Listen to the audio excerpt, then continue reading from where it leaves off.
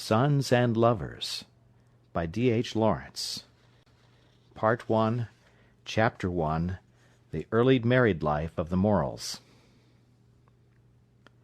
The Bottoms succeeded to Hell Row.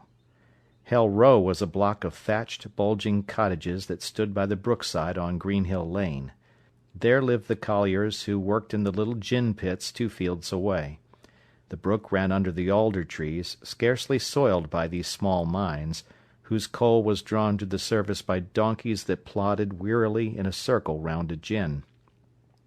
And all over the countryside were these same pits, some of which had been worked in the time of Charles II, the few colliers and the donkeys burrowing down like ants into the earth, making queer mounds and little black places among the cornfields and the meadows. And the cottages of these coal miners, in blocks and pairs here and there, together with odd farms and homes of the stockingers straying over the parish, formed the village of Bestwood. Then, some 60 years ago, a sudden change took place. The gin pits were elbowed aside by the large mines of the financiers. The coal and iron field of Nottinghamshire and Derbyshire was discovered. Carston, Waite & Company appeared. Amid tremendous excitement, Lord Palmerston formally opened the company's first mine at Spinney Park, on the edge of Sherwood Forest. About this time the notorious Hell Row, which through growing old had acquired an evil reputation, was burned down, and much dirt was cleansed away. Carston, Waite & Company found they had struck on a good thing, so, down the valleys of the brooks from Selby and Nuttall, new mines were sunk, until soon there were 6 pits working. From Nuttall, high up on the sandstone among the woods, the railway ran, past the ruined priory of the Carthusians, and past Robin Hood's Well, down to Spinney Park, then on to Minton, a large mine among cornfields. From Minton, across the farmlands of the valley side to Bunker's Hill, branching off there and running north to Beggarly and Selby, that looks over at Critch and the hills of Derbyshire. 6 mines like black studs on the countryside, linked by a loop of fine chain, the railway. To accommodate the regiments of miners, Carston, Waite & Company built the squares, great quadrangles of dwellings on the hillside of Bestwood, and then, in the brook valley, on the side of Hell Row, they erected the Bottoms. The Bottoms consisted of 6 blocks of miners' dwellings, 2 rows of 3, like the dots on a blank 6 domino, and 12 houses in a block. This double row of dwellings sat at the foot of the rather sharp slope from Bestwood, and looked out, from the attic windows at least, on the slow climb of the valley towards Selby. The houses themselves were substantial and very decent. One could walk all round, seeing little front gardens with auriculas and saxifrage in the shadow of the bottom block, sweet williams and pinks in the sunny top block, seeing neat front windows, little porches, little privet hedges, and dormer windows for the attics. But that was outside. That was the view on to the uninhabited parlours of all the colliers' wives. The dwelling-room, the kitchen, was at the back of the house, facing inward between the blocks, looking at a scrubby back garden, and then at the ash-pits. And between the rows, between the long lines of ash-pits, went the alley, where the children played and the women gossiped and the men smoked. So the actual conditions of living in the Bottoms, that was so well built and that looked so nice, were quite unsavoury, because people must live in the kitchen, and the kitchens open on to that nasty alley of ash-pits. Mrs. Morel was not anxious to move into the Bottoms, which was already 12 years old and on the downward path, when she descended to it from Bestwood. But it was the best she could do. Moreover, she had an end-house in one of the top blocks, and thus had only one neighbour. On the other side an extra strip of garden. And, having an end-house, she enjoyed a kind of aristocracy among the other women of the between houses, because her rent was 5 shillings and 6pence instead of 5 shillings a week. But this superiority in station was not much consolation to Mrs. Morel. She was 31 years old, and had been married 8 years. A rather small woman, of delicate mould but resolute bearing, she shrank a little from the first contact with the Bottoms women. She came down in the July, and in the September expected her third baby. Her husband was a miner. They had only been in their new home 3 weeks when the wakes, or fair, began. Morel, she knew, was sure to make a holiday of it. He went off early on the Monday morning, the day of the fair. The 2 children were highly excited. William, a boy of 7, fled off immediately after breakfast to prowl round the wakes ground, leaving Annie, who was only 5, to whine all morning to go also. Mrs. Morel did her work. She scarcely knew her neighbours yet, and knew no one with whom to trust the little girl. So she promised to take her to the wakes after dinner. William appeared at 12:30. He was a very active lad, fair-haired, freckled, with a touch of the Dane or Norwegian about him. "Can I have my dinner, mother?" he cried, rushing in with his cap on. "'Cause it begins at 1:30. The men says so." "You can have your dinner as soon as it's done," replied the mother. "Isn't it done?" he cried, his blue eyes staring at her in indignation. "Then I'm going be out it." "You'll do nothing of the sort. It will be done in 5 minutes. It is only 12:30.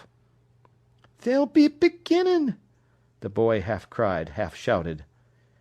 "You won't die if they do," said the mother. "Besides, it's only 12:30, and you've a full hour." The lad began hastily to lay the table, and directly the 3 sat down. They were eating batter pudding and jam, when the boy jumped off his chair and stood perfectly still. Some distance away could be heard the first small braying of a merry-go-round and the tooting of a horn. His face quivered as he looked at his mother. "I told you!"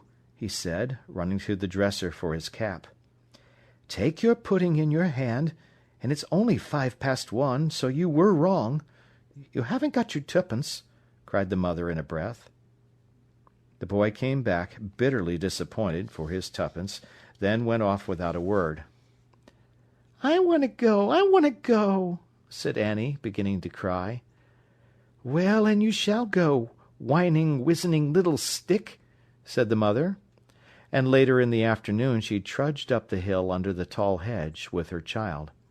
The hay was gathered from the fields, and cattle were turned on to the eddish. It was warm, peaceful. Mrs. Morel did not like the wakes. There were 2 sets of horses, one going by steam, one pulled round by a pony.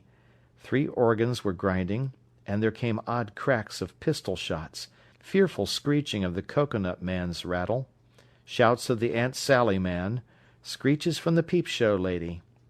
The mother perceived her son gazing enraptured outside the Lion Wallace booth, at the pictures of this famous lion that had killed a negro and maimed for life 2 white men. She left him alone, and went to get Annie a spin of toffee. Presently the lad stood in front of her, wildly excited. "You never said you was comin'. Isn't there a lot of things? That lion's killed 3 men. I've spent my twopence, and look here." He pulled from his pocket 2 egg cups, with pink moss roses on them. "I got these from that stall where you have to get the marbles in them holes, and I got these 2 in 2 goes. Halfpenny a go. They got moss roses on. Look here. I wanted these." She knew he wanted them for her. She said, pleased. "They are pretty." "Shall you carry 'em? 'Cause I'm frightened of breaking 'em." He was tip-full of excitement now she had come, led her about the ground, showed her everything. Then, at the peep-show, she explained the pictures, in a sort of story, to which he listened as if spellbound. He would not leave her. All the time he stuck close to her, bristling with a small boy's pride of her. For no other woman looked like such a lady as she did, in her little black bonnet and her cloak. She smiled when she saw women she knew. When she was tired, she said to her son, "Well, are you coming now or later?" "Are you going already?" he cried, his face full of reproach. "Already? It is past 4, I know." "What are you going already for?" he lamented. "You needn't come if you don't want," she said. and she went slowly away with her little girl, whilst her son stood watching her, cut to the heart to let her go, and yet unable to leave the Wakes. As she crossed the open ground in front of the Moon and Stars, she heard men shouting, and smelled the beer, and hurried a little, thinking her husband was probably in the bar. At about 6:30 her son came home, tired now, rather pale, and somewhat wretched.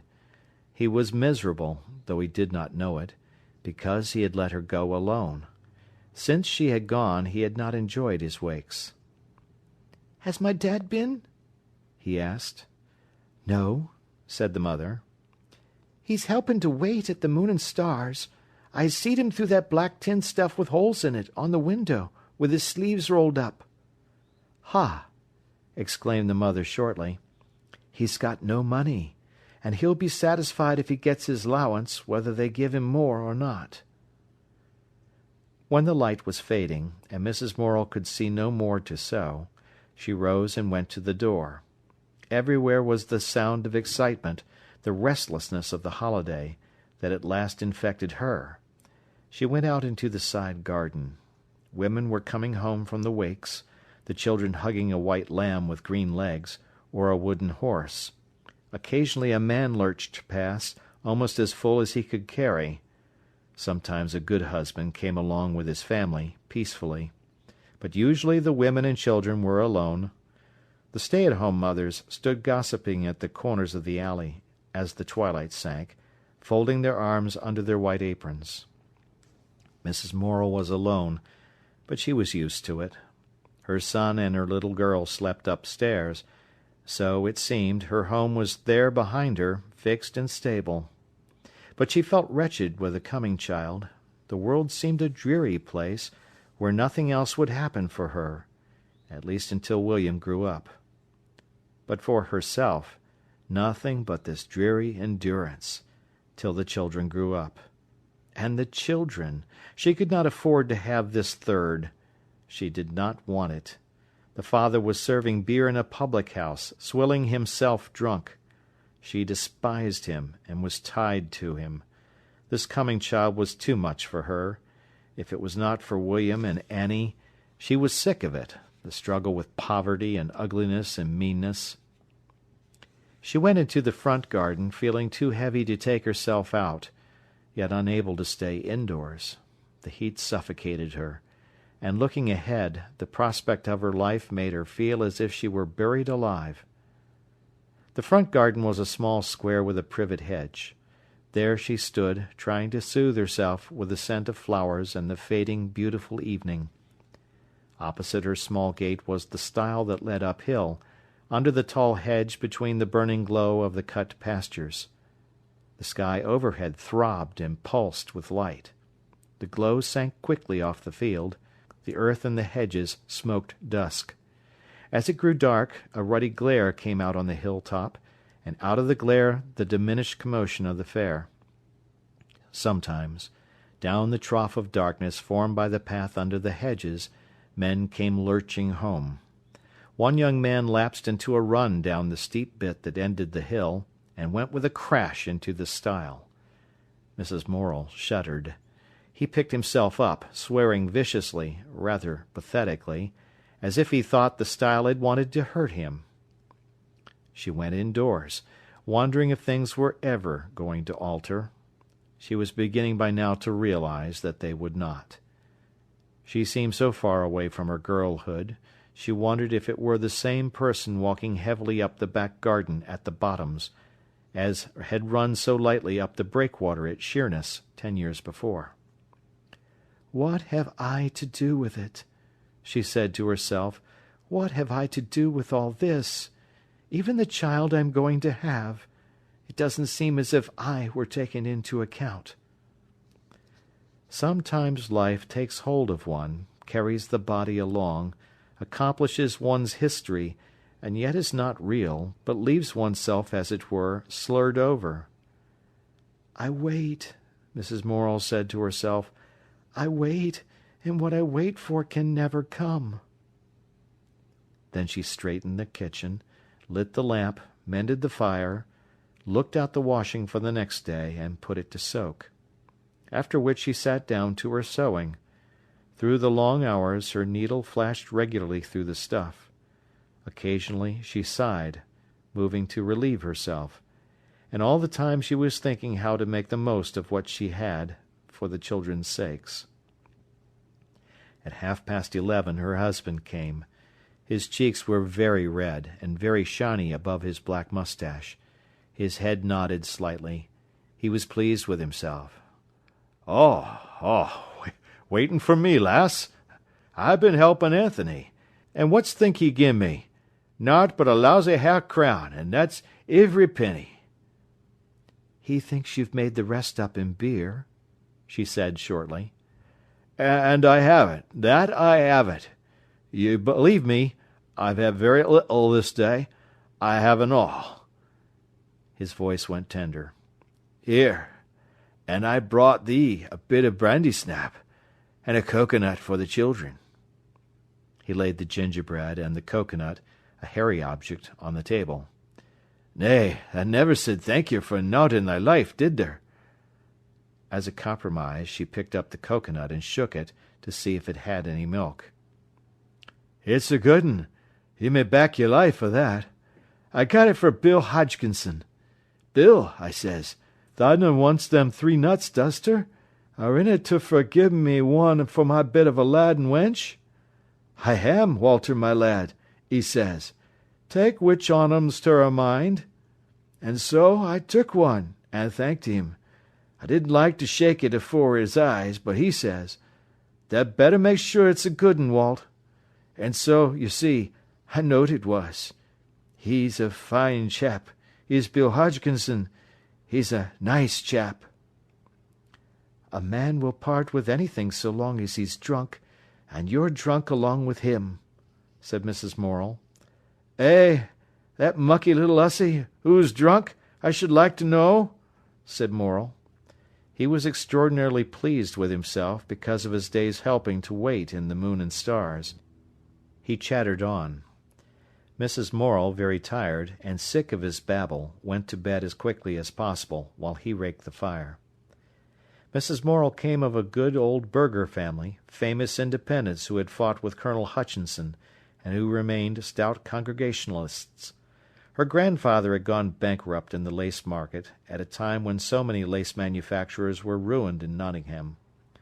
Her father, George Coppard, was an engineer, a large, handsome, haughty man, proud of his fair skin and blue eyes, but more proud still of his integrity. Gertrude resembled her mother in her small build, but her temper, proud and unyielding, she had from the Coppards. George Coppard was bitterly galled by his own poverty. He became foreman of the engineers in the dockyard at Sheerness. Mrs. Morel, Gertrude, was the second daughter.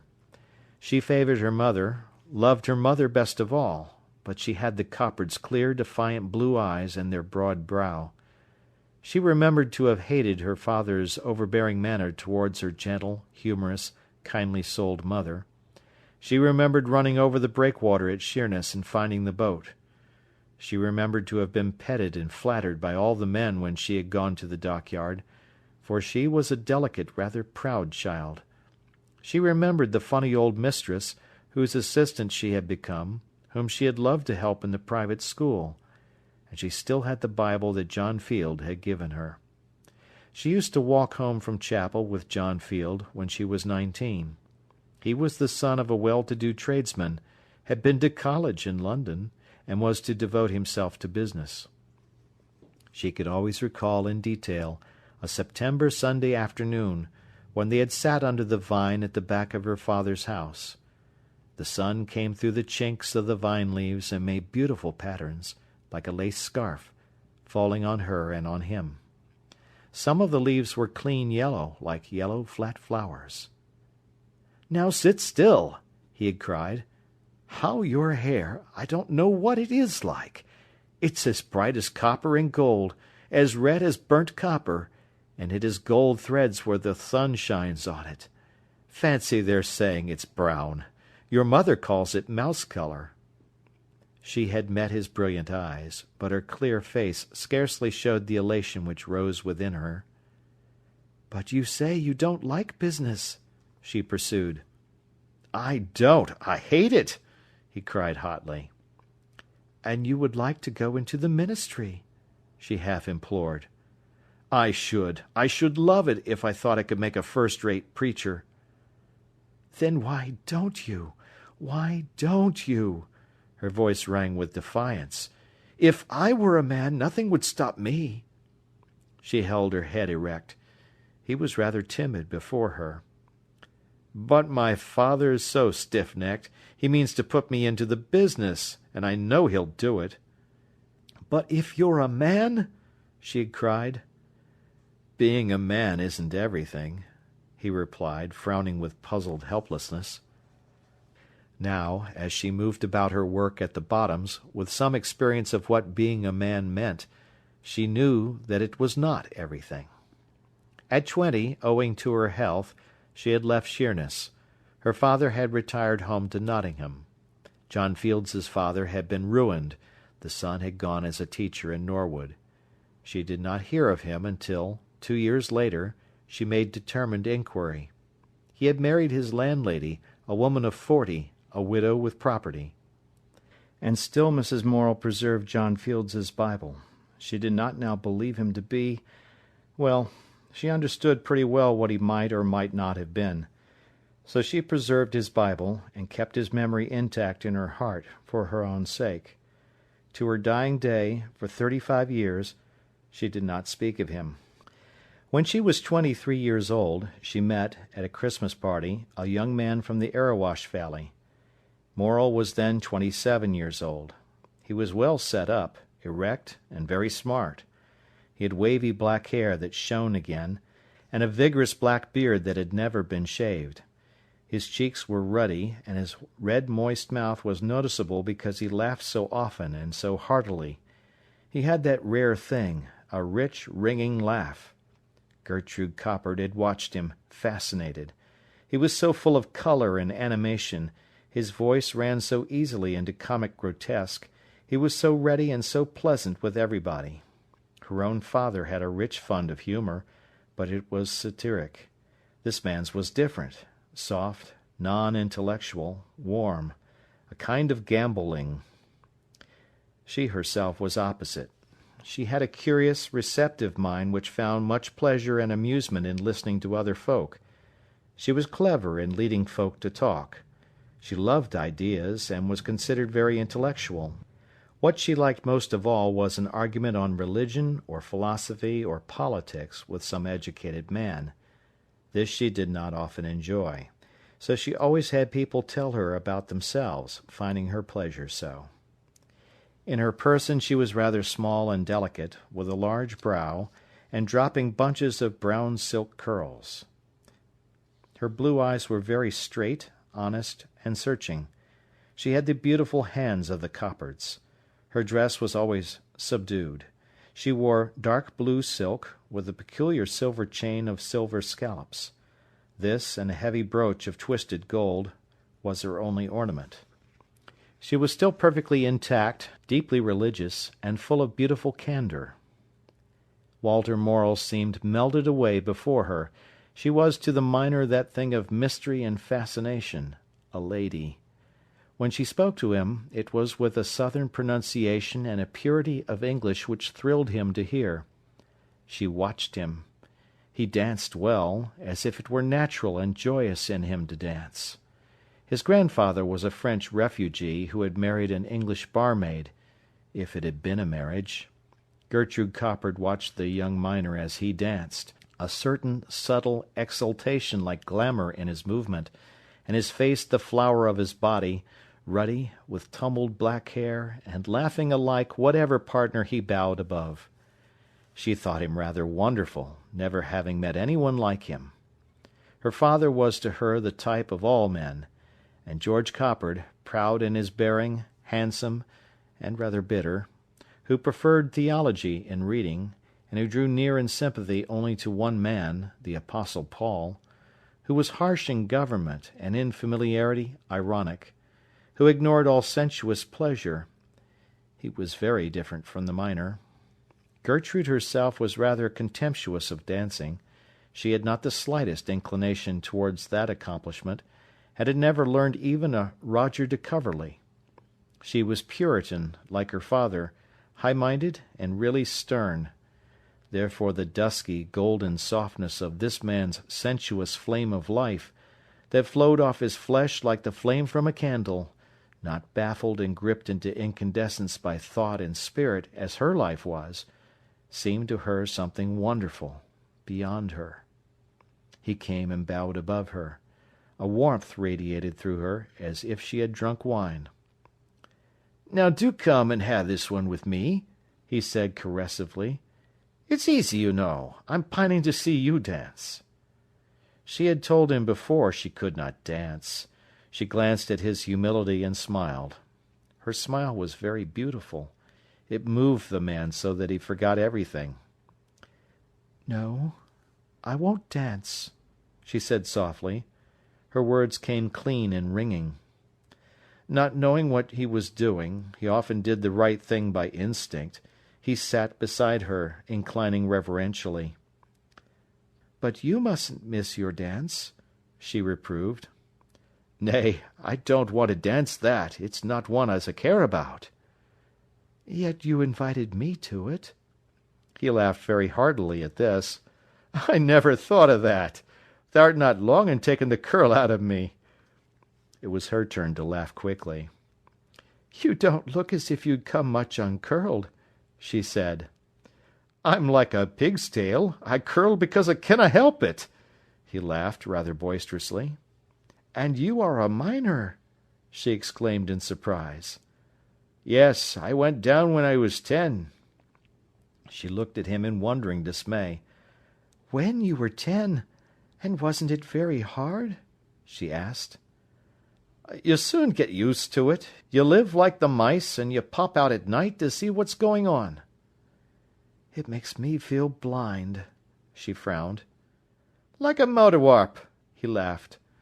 "Yah, and there's some chaps as does go round like motor warps." He thrust his face forward in the blind, snout-like way of a mole, seeming to sniff and peer for direction. "They done, though," he protested naively.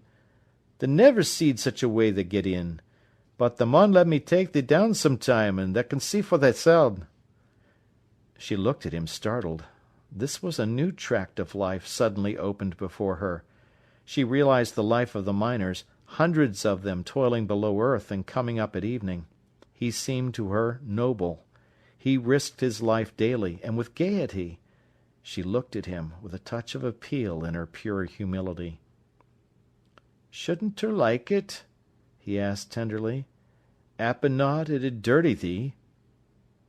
She'd never been thee'd and thou'd before. The next Christmas they were married, and for 3 months she was perfectly happy. For 6 months she was very happy. He had signed the pledge, and wore the blue ribbon of a teetotaler. He was nothing if not showy. They lived, she thought, in his own house.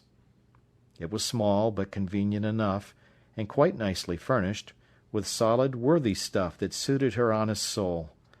The women, her neighbours, were rather foreign to her, and Morel's mother and sisters were apt to sneer at her ladylike ways, but she could perfectly well live by herself, as long as she had her husband close. Sometimes, when she herself wearied of love talk, she tried to open her heart seriously to him. She saw him listen deferentially, but without understanding. This killed her efforts at a finer intimacy, and she had flashes of fear. Sometimes he was restless of an evening. It was not enough for him just to be near her, she realized. She was glad when he set himself to little jobs. He was a remarkably handy man, could make or mend anything. So she would say, "I do like that coal-rake of your mother's. It is small and natty." "Dost her, my wench? Well, I made that, so I can make thee one." "What? Why, it's a steel one." "And what if it is? Thou shalt have one very similar, if not exactly same." She did not mind the mess, nor the hammering and noise. He was busy and happy.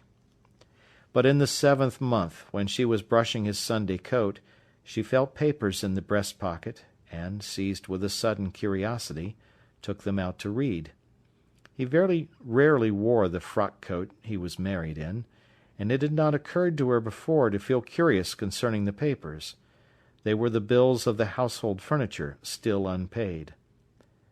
"Look here," she said at night, after he was washed and had had his dinner. "I found these in the pocket of your wedding coat. Haven't you settled the bills yet?" "No, I haven't had a chance." "But you told me all was paid. I had better go into Nottingham on Saturday and settle them.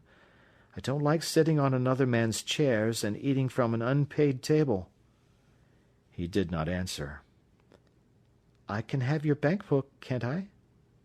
"Thou can have it, for what good it'll be to thee." "I thought—" she began. He had told her he had a good bit of money left over, but she realized it was no use asking questions. She sat rigid with bitterness and indignation. The next day she went down to see his mother. "Didn't you buy the furniture for Walter?" she asked. "Yes, I did," tartly retorted the elder woman. "And how much did he give you to pay for it?" The elder woman was stung with fine indignation. £80, if you're so keen on knowing," she replied. £80? But there are £42 still owing." "I can't help that." "And where has it all gone?" "You'll find all the papers, I think, if you look. Beside £10 as he owed me, and £6 is the wedding cost down here." £6! echoed Gertrude Morrell.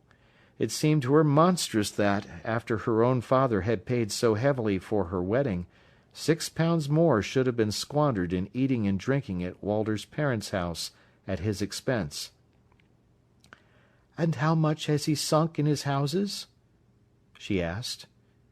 "His houses? Which houses?" Gertrude Morrell went white to the lips. He had told her the house he lived in, and the next one, was his own. "I thought the house we live in—" she began. "They're my houses, those two," said the mother-in-law. "And not clear, either. It's as much as I can do to keep the mortgage interest paid." Gertrude sat white and silent. She was her father now. "Then we ought to be paying you rent," she said coldly. "Walter is paying me rent," replied the mother. "And what rent?" asked Gertrude. 6 and 6 a week," retorted the mother. It was more than the house was worth. Gertrude held her head erect, looked straight before her. "It is lucky to be you," said the elder woman bitingly, "to have a husband as takes all the worry of the money and leaves you a free hand." The young wife was silent. She said very little to her husband, but her manner had changed towards him. Something in her proud, honourable soul had crystallized out, hard as rock. When October came in, she thought only of Christmas. 2 years ago, at Christmas, she had met him. Last Christmas she had married him. This Christmas she would bear him a child. "You don't dance yourself, do you, missus?" asked her nearest neighbour in October, when there was great talk of opening a dancing class over the Brick and Tile Inn at Bestwood. "No, I never had the least inclination to," Mrs. Morrell replied. "Fancy, and how funny as you should have married your Mester. You know he's quite a famous one for dancing." "I didn't know he was famous," laughed Mrs. Morrell. "Yea, he is, though.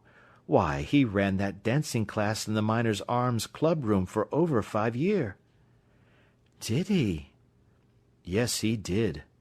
The other woman was defiant.